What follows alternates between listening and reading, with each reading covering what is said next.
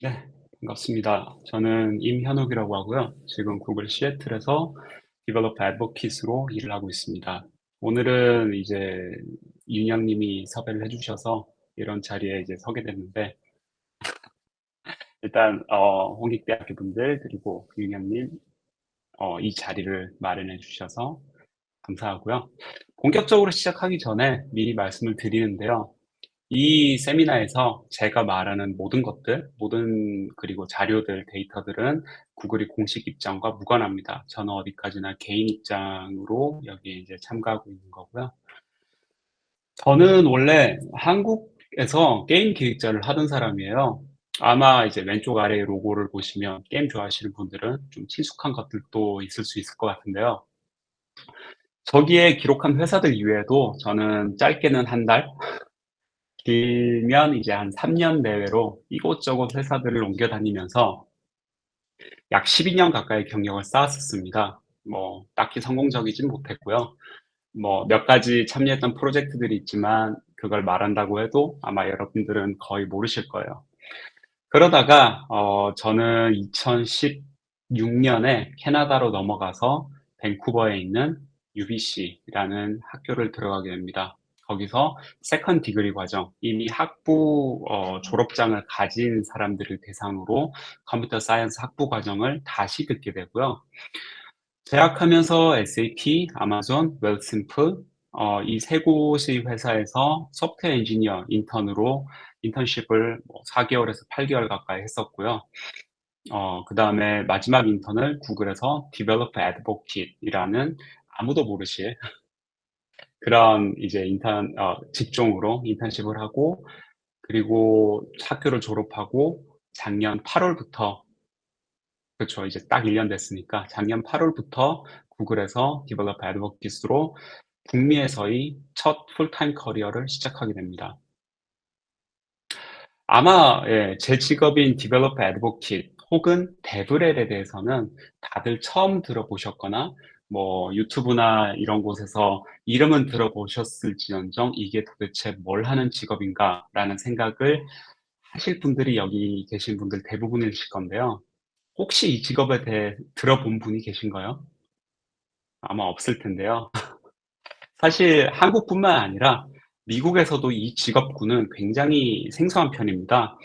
저는 오히려 한국에서 데브렐이라고 일하시는 분들을 더 많이 만나본 것 같아요.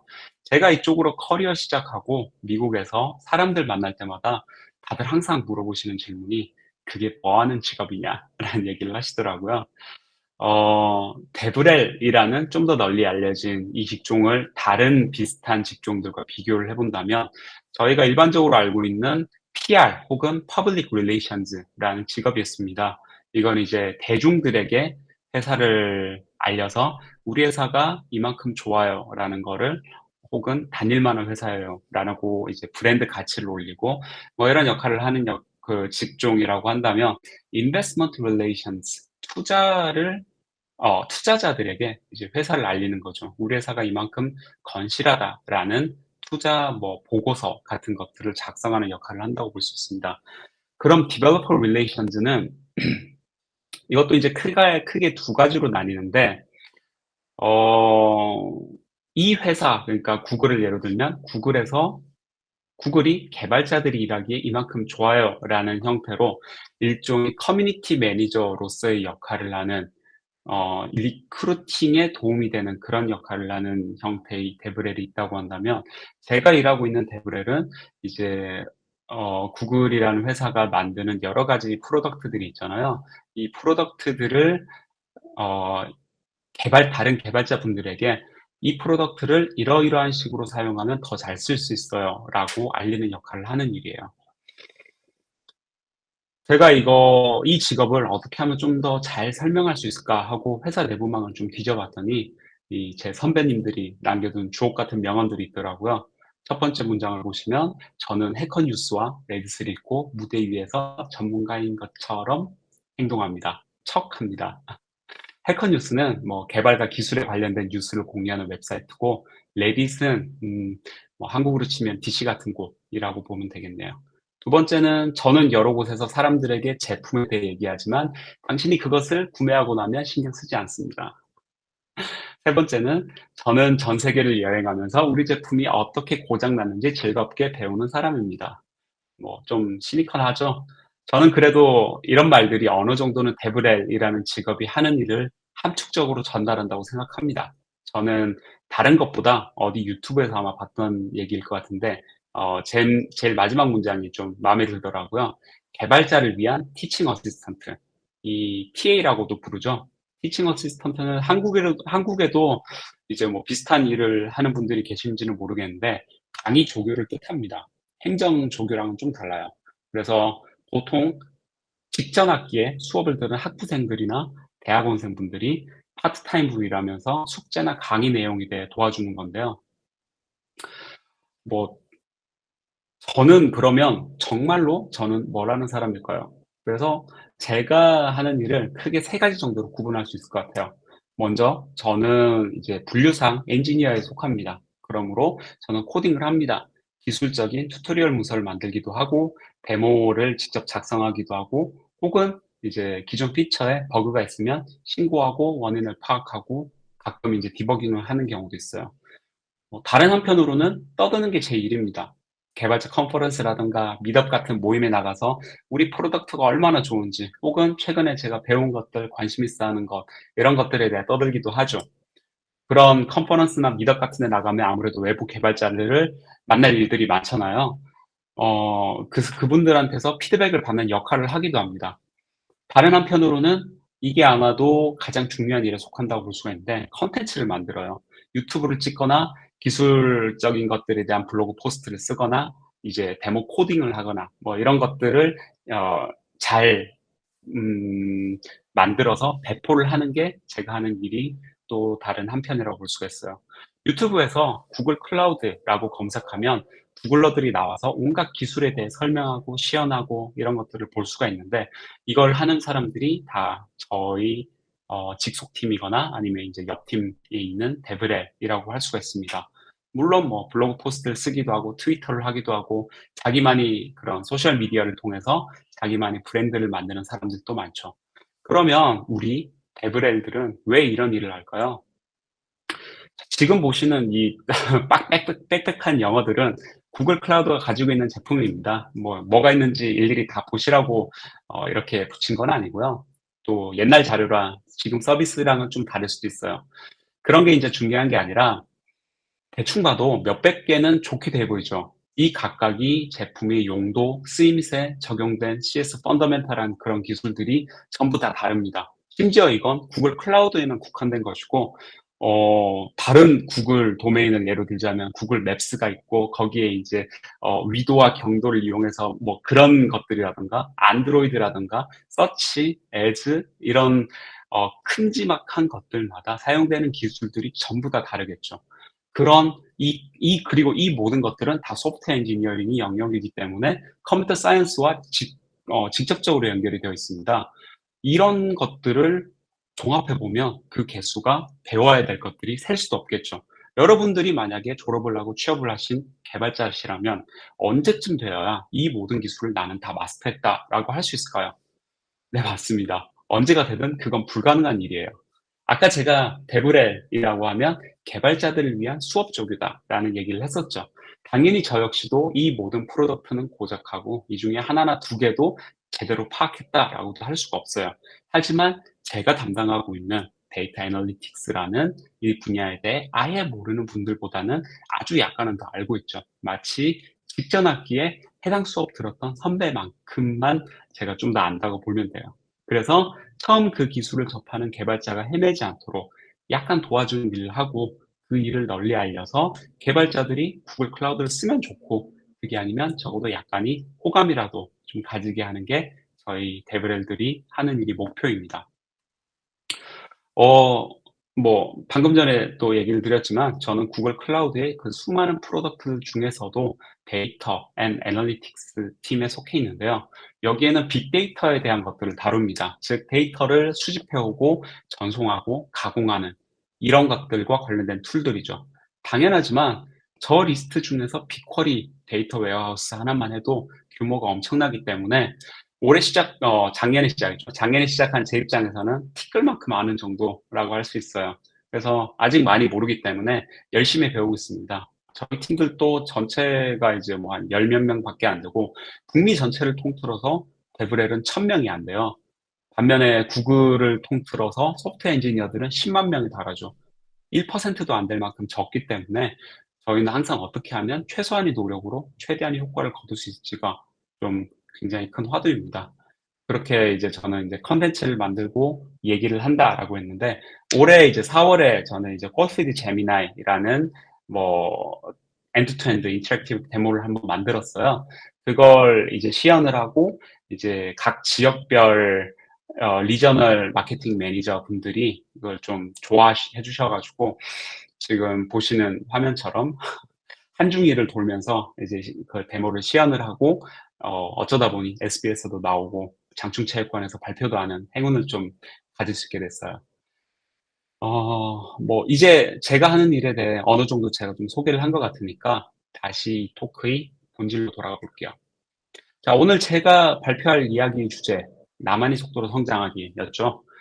사실 나만의 속도로 성장하기, 이걸 위해서 뭘 해야 하냐를 생각해 보면 간단합니다. 첫째로 남과 나를 비교하지 않아야 하고요. 둘째로 길게 보셔야 합니다. 요 당연한 얘기를 길게 늘려서 30분을 메꾸기 위해서 저는 피벗이라는 단어를 택했어요. 앞서 말한 두 가지 중에서는 두 번째, 길게 보셔야 한다라는 것과 어떻게 보면 일맥상통한 말이라고 할 수 있겠네요. 자, 그러면 이 피벗이 뭐고 왜 중요하며 우리는 이 피벗을 왜 해야 할까요? 사전적인 의미에서 보면 피벗은 핀이나 축에 고정한 채로 제자리에서 회전한다라는 뜻입니다. 그렇지만 비즈니스 용어로서 피벗은 주력 사업을 바꾼다라고 할 수가 있고, 개인 입장에서는 커리어를 바꾼다라고도 할 수가 있을 거예요. 아직 커리어 시작하시지도 않은 대학생 분들한테 피벗을 해야 한다라고 하면 이게 뭔 소리야 싶을 겁니다. 그렇지만 뭐 당장 공부하시는 이제 컴공이라든가 그 관련 과목들을 때려치시라라는 얘기는 당연히 아니고요. 좀 더 장기적인 관점에서 커리어를 보시고 대비해야 한다라는 것으로 인식하시면 좋을 것 같습니다. 자, 제가 알기로 여기 계신 분들이 대부분은 컴사 전공하시는 컴퓨터 사이언스, 그러니까 컴퓨터 공학을 전공하시는 대학생 분들일 겁니다. 취업을 앞둔 분들도 계시고 아직 취업이 좀 남으신 분들도 계시겠지만 뭐 다들 취업이 많은 걸로 생각할게요. 자, 여러분들이 학교를 졸업했어요. 그리고 실력과 운과 시장 상황에 받쳐져서 졸업하자마자 취업이 됐습니다. 그러면 어떻게 될까요? 여러분은 30년쯤 이직하지 않고 한 회사에서 꾸준히 일하다가 뭐 한 60살쯤 되면 은퇴하게 될까요? 적어도 저랑 제 주변 사람들을 봐온 바로는 한 분도 그런 사람이 없었어요. 물론 제가 아직 60까지 살아본 건 아니지만 제가 아는 사람들 중에 대학 졸업하고 회사 들어가서 한 회사만 쭉 다니고 있는 사람은 적어도 제 기억에는 한 사람도 없는 것 같아요. 그러면 설령 60살까지 일하면 은퇴할 수 있을까요? 그럼 대체 우리는 언제까지 또 살 수 있을까요? 자, 아까 얘기했지만 제가 이제 캐나다로 이민 간 시기가 대략 2015년, 16년 이쯤인데 한국을 정확히 떠난 시기가 2015년 말이에요. 떠나기로 결심한 계기는 뭐 여러 가지가 있긴 한데 그중에 하나가 좀 재밌어요. 그 당시에 저는 어떤 책을 하나 읽었습니다. 뭐 책 자랑하는 거 아니고 별 대단한 내용이랄 건 사실 없는 책이고 자산 관리 어쩌고 하는 책이었는데 다른 내용들은 하나도 기억이 안 나는데 서문에 이런 말이 있더라고요.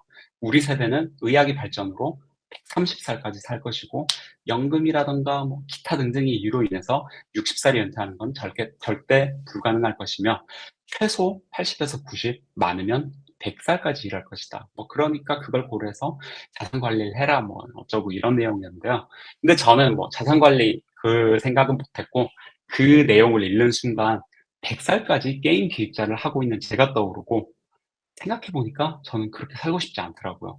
이게 뭐 사람이 살다 보면 별의별 변수가 일어날 수 있으니까 저도 그걸 뭐 130살까지 살고 뭐 어쩌고 이런 걸 전적으로 믿는 건 아니지만 확실한 거 하나는 우리는 오래 살 거고 오래 일할 거예요. 당장 우측 하단에 있는 이제 평균 은퇴 기대 연령을 보면 추세가 바뀌고 있는 걸 알 수가 있습니다. 자, 두 번째로 우리가 피벗을 해야 하는 이유는 기술은 변하고 살아남기 위해서 우리는 그 기술을 끊임없이 습득해야 한다는 겁니다. 그리고 그 기술을 습득하면서 자연스럽게 피버팅이 되는 거죠. 우리가 생각할 수 있는 기술은 모든 기술은 변화하고 성장해 왔습니다. 지금 이제 제가 이미지로 첨부한 거는 이제 저장 매체의 피벗인데요. 당장 제가 여기 있는 제일 왼쪽 위를 보시면 옛날 예적 천공 카드라는 게 있었대요. 저도 저건 사용 안 해봤어요. 저기서는 한 장에 80 바이트를 담을 수 있었답니다. 그러다가 두 번째 플로피 디스크로 넘어가면 1.4 메가바이트가 되고 CD에서 700 메가, USB가 가면서 기가바이트, 그다음에 지금은 이제 클라우드가 되면서 페타바이트, 엑사바이트까지 빅데이터라는 이름으로 다루고 있죠. 당장 몇 년 전까지만 해도 LLM이니 생성형 AI니 이런 건 없었죠. 하지만 지금은 이제 챗GPT니 뭐 제미나이니 이런 것들 덕분에 교수님들이 아마 과제 내시는데 아주 골머리를 썩이고 있을 거예요. 기술이 발전을 논외로 둬도 우리가 살면서 피벗을 해야 할 이유는 굉장히 많습니다. 당장 이제 학생 입장에서는 졸업하면 개발자가 된다 정도로만 인식하기가 쉽고, 그 개발자를 좀 더 세분화해봐야 프론트엔드, 백엔드, 풀스택 정도로만 인식을 하고 있지만, 그 안에서 사실은 저희가 하는 일들은 굉장히 세분화가 되어 있습니다. 먼저 왼쪽을 보시면 제가 하는 데브렐이라는 일이 있죠. 그 다음 PM, 시스템 유지 보수, 보안, 개인정보, 배포, 펌웨어 등등으로 세부 직업군이 나뉘고, 이 직업군들마다 중요시되는 핵심 테크 스택, 사용하는 언어 이런 것들이 다 달라지게 되죠. 도메인은 또 어떨까요? 구글에서 일하는 데브렐이라고 한정을 짓는다 하더라도 클라우드에서 일을 하는가 혹은 안드로이드에서 일을 하는가, 맵스인가 서치인가, 이 모든 것들에 따라 하는 일 그리고 또 배워야 되는 기술이 완전히 다르게 됩니다. 자, 한 회사의 같은 직종에서만도 이런데 다른 도메인, 예를 들어 게임이라든가 금융, 투자, 보험 뭐 이런 저희가 취업할 수 있는 회사의 종류는 무궁무진하고 거기에 따른 도메인 지식도 다 달라지게 돼요. 만약 여러분이 어떤 회사, 예를 들어 네카라쿠베 이 중 하나의 소프트웨어 엔지니어로 취업했다고 가정해 볼게요. 그 팀에서 어떠한 팀, 예를 들어 뭐 네이버의 보안에 들어갔어요. 그 팀에서 평생 하는 일만 하다가 다른 도메인, 다른 잡패밀리들을 한 번도 경험해 보지 못하고 퇴직하게 될 확률은 얼마나 될까요? 저는 없다고 생각을 합니다. 저는 이제 인턴십만 4번을 했었는데 이 인턴십 4번을 하는 동안 다루는 도메인, 언어, 하는 일들이 전부 다 달랐어요. 자, 이 피봇이라는 말이 제가 처음에 이제 비즈니스에서 왔다고 했죠. 피벗하는 거는 개인들뿐만이 아니에요. 회사들도 마찬가지죠. 이제는 유명하지만 넷플릭스는 그 시작이 온라인으로 DVD를 대여해 주는 서비스를 시작했습니다. 그러다가 스트리밍을 하고 이제는 직접 컨텐츠를 생산해서 영화 산업을 잡아먹을 정도로 어마어마하게 커졌죠. 아마존은 어떨까요? 종이책을 온라인으로 팔면서 시작을 했다가 온갖 제품을 다 팔다가 남는 컴퓨팅 자원까지 팔면서 이제 AWS를 만들고, 이제는 뭐 안 다루는 게 없을 정도로 많은 걸 하는 기업이 됐죠. 이 두 기업뿐만 아니라 마이크로소프트, 구글 그리고 모든 회사들은 끊임없이 피벗을 합니다. 그러지 못한 회사는 살아남지 못했으니까요. 자, 돌고 돌아서 그러면 피봇이 중요하다는 건 알겠는데 그럼 어떻게 해야 하는가를 얘기할 때가 됐습니다. 사실 이 어떻게에 대해서 무슨 얘기를 할까 많은 고민을 했는데, 이렇게 해라라고 하기에는 사람들마다 케이스가 너무 달라요. 그렇기 때문에 무조건 어떤 방식이 성공적이다라고 할 수는 없고, 무엇보다 제가 걸어온 길은 아무도 못 따라하는 그런 길이에요. 그래서 그냥 저는 이렇게 했습니다 식으로 좀 편하게 얘기를 해볼까 합니다. 어, 지금 대략 이제 뭐 10년 단위로 윗줄, 중간줄, 아랫줄 이렇게 나눠놨는데, 좀 삐딱하게 보면 이 커리어 타임라인에 성공한 것들만 발췌해서 보면, 저는 UBC에서 컴퓨터 사이언스를 전공하고 재학 중에 SAP, 아마존, 웰싱풀, 구글 인턴을 거쳐 지금 구글에서 일하고 있습니다 라고 하면 무슨 한 번도 실패하지 않고 성공 가도만 달려온 엘리트, 재수없네 이렇게 들리죠. 어떻게 좀 삐딱하게 보면 너는 성공했으니까 그런 얘기를 할 수 있는 거 아니냐라고도 할 수가 있을 것 같고요. 근데 다른 관점에서 한번 보세요. 이 중간 줄에서 오른쪽 2012년 9월에 제가 영어 공부를 처음 시작한 그 시점이 저를 볼게요. 2012년 시점이 저는 한국 나이로 30살이고 문과 출신, 노베이스 기획자입니다. 영어도 해본 적 없고 수학도 공부해 본 적 없고 컴퓨터는 뭐 엑셀 뭐 이런 건 좀 다룰 줄 알지만 코딩은 전혀 몰라요. 하대요. 그 시점에서 어떤 사람이 뭐 인터넷 커뮤니티라든가 뭐 이런 곳에다가 저는 이러저러한 문과 출신의 노베이스 기획자인데 컴퓨터 사이언스를 공부해서 취업을 하려고 한다라고 하면 뭐라고 조언해 주실 것 같아요? 아마 지금 컴사를 공부하신 학생 입장에서. 현실적으로 "포기하라."라는 얘기를 하겠죠. 근데 저는 제 성격상 이제 좀 남의 말을 귀담아 듣질 않고 제가 어떻게든 발로 뛰면서 제가 직접 확인한 정보만 믿고 뭐 이런 좀 외골수적인 성격을 갖고 있어요. 그러다 보니까 2012 년부터 2015 년까지 영어 공부를 하고 2017 년부터 2018 년까지는 대학을 가기 위한 공부를 하고 2018 년부터 5 년간 이제 학교를 들어가서 저는 저 학 UBC를 5년 다녔지만 그 5 년간 고작해야 70 학점 들었어요. 거의 19 개월 그러니까 1년 7 개월을 인턴십을 했었고요. 음 요 부분에 대해서는 이따가 다시 또 되돌아와서 설명할 수 있을 것 같고요. 이제 되게 이제 이 컴퓨터 사이언스뿐만 아니라 사실 어떤 분야든 다 비슷한데 이제 개발자분들이 많이 하는 얘기가 이 개발은 재능이 있어야 돼요." 뭐 그리고 이 재능은 있느냐 없느냐 디스크리트한 그 무언가로 생각하시는 경우가 많은데 저는 일단은 "그게 아니다."라는 얘기를 드리고 싶어요. 아까 이제 제가 뭐 "엘리트처럼 보인다." 어쩌고 뭐 이런 얘기를 했었는데 제가 UBC라는 학교를 다니는 5년 동안 제가 학교에서 거둔 평균 성적이 82% 정도예요. 이제 GPA로 하자면 그러니까 레터 그레이드 이걸로 하자면 이제 A 마이너스 정도이고요. 평균보다 쪼금 잘한 수준이지만 제 주변에는 A 플러스 전부 다 받는 친구들 수두룩했고 심지어 명예 졸업 과정으로 막 한 학기에 5 과목, 6 과목씩 들으면서 학점 관리 잘하고 엑스트라 커리큘러들 가외 활동 엄청 잘하는 그런 괴수들도 되게 많았었거든요. 근데 저는 학교 다니는 내내 모든 학기 동안 더도 말고 딱 3 과목씩 들었어요.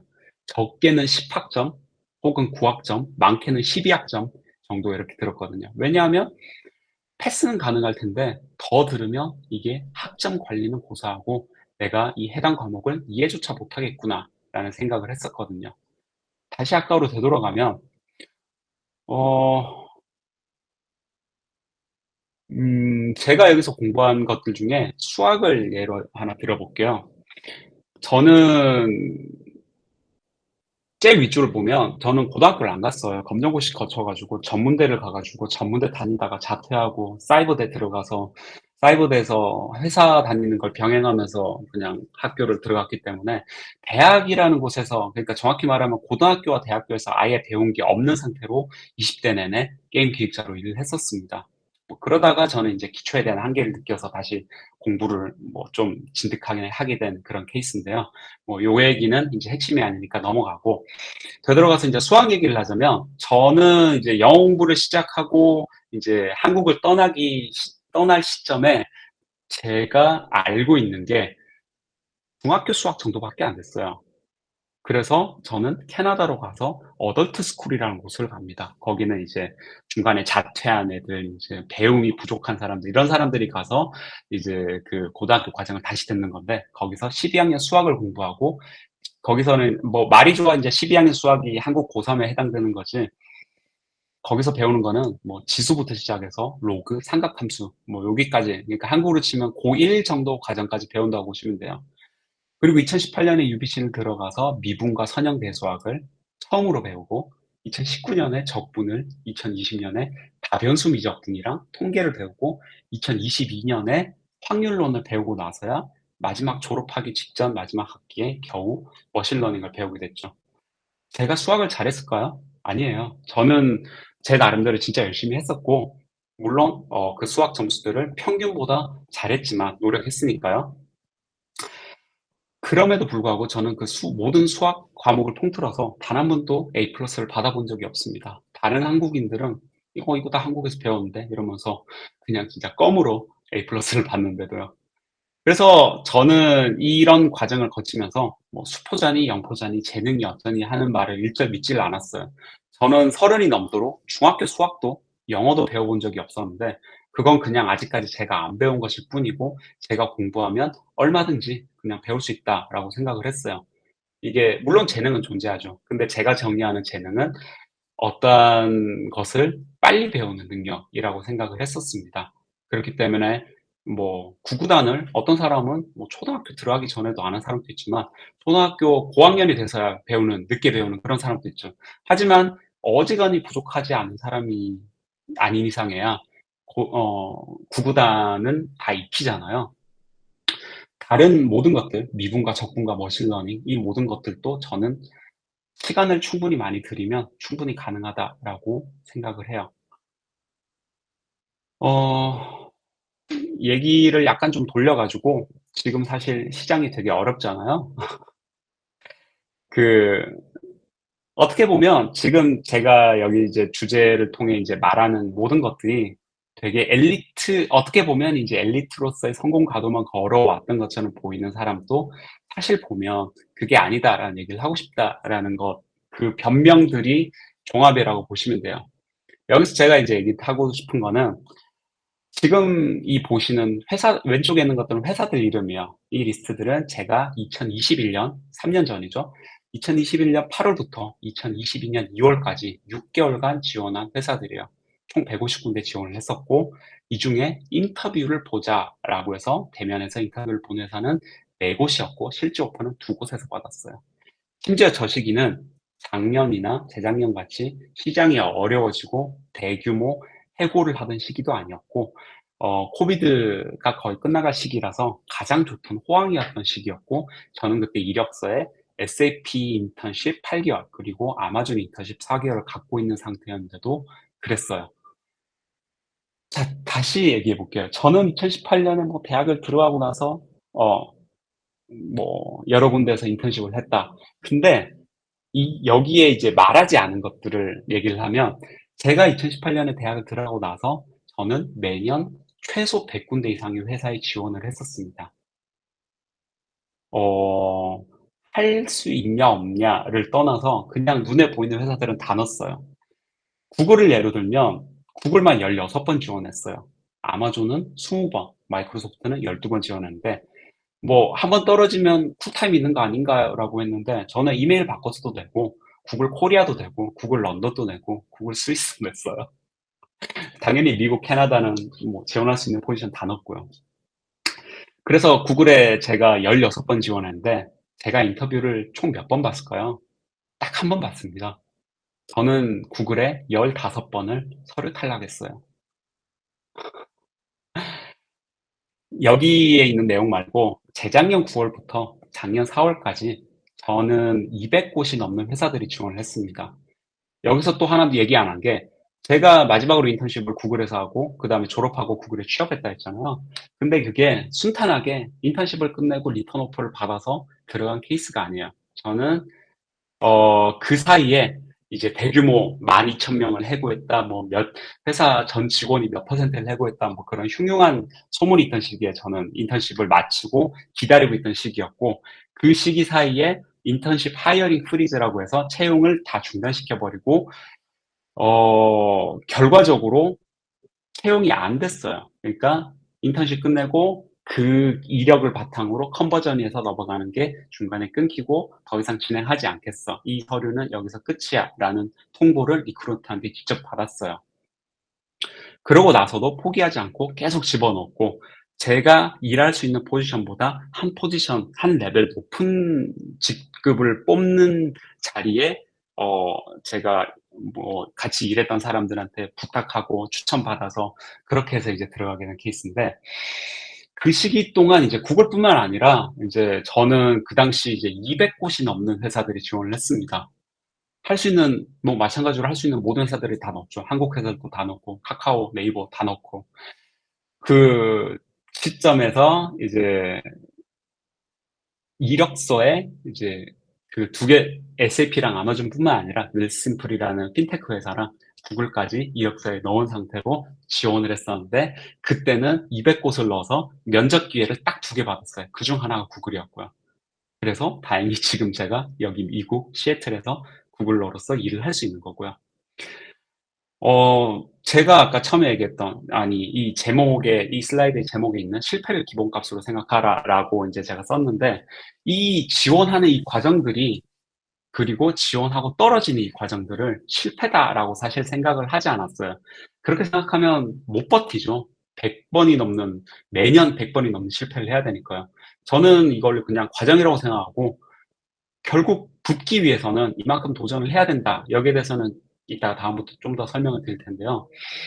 저는 이런 거는 이제 그냥 이상다반사로 일어나는 일이고, 진짜 실패는 결국 제가 포기하냐 안 하냐, 여기에 따라 달린 거라고 생각을 했거든요.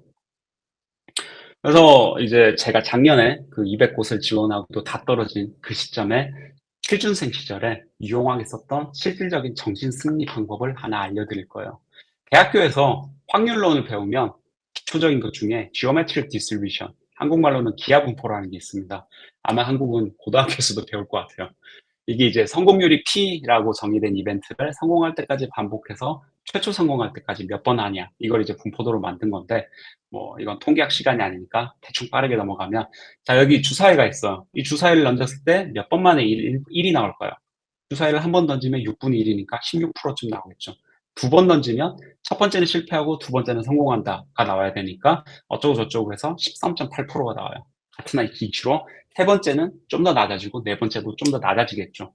자 여기서 조건을 이제 정확히 몇 번째 일이 나오냐가 아니라, 주사위를 X번이라도 X번만큼 던져서 한 번이라도 일이 나오면 성공, 이러면 확률론에서는 CDF 혹은 유적 분포 함수가 됩니다.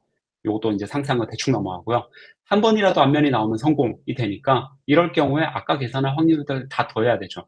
첫 번째는 16%, 뭐 두 번째는 13%, 세 번째 뭐 11%, 이러니까 세 번 던져서 성공할 확률은 약 42%가 나옵니다. X가, 그러니까 던지는 횟수가 10번이면 86%가 나오고요. 바꿔 말하면 우리가 주사위를 10번 던지면 그중에 1이 86%가 넘는 확률로 나오고, 시도하면 할수록 성공 확률은 더 높아지겠죠. 이걸 이제 공식화하면 이렇게 되는데, 저는 이거를 우리가 살아가면서 겪는 많은 일들에 적용할 수 있다고 생각을 합니다. 물론 현실 세계에서 우리는 저 P 정확한 값은 몰라요. 우리는 그냥 경험과 지식을 통해서 무엇으로 저걸 증가할 수 있을지 혹은 감소할 수 있을지 대략적으로만 알 수 있을 겁니다. 요건 이따가 설명하고, 제가 나이 먹고 공부하면서 작게 작게 성공하고 많은 실패들을 경험하면서 배운 게 있다면, 우리는 결국 우리가 컨트롤할 수 있는 것들만 통제할 수 있어요. 그럼 우리는 이 공식에서 뭘 통제할 수 있을까요? 그러므로 저 fx를 어떻게 극대화할 수 있을까요?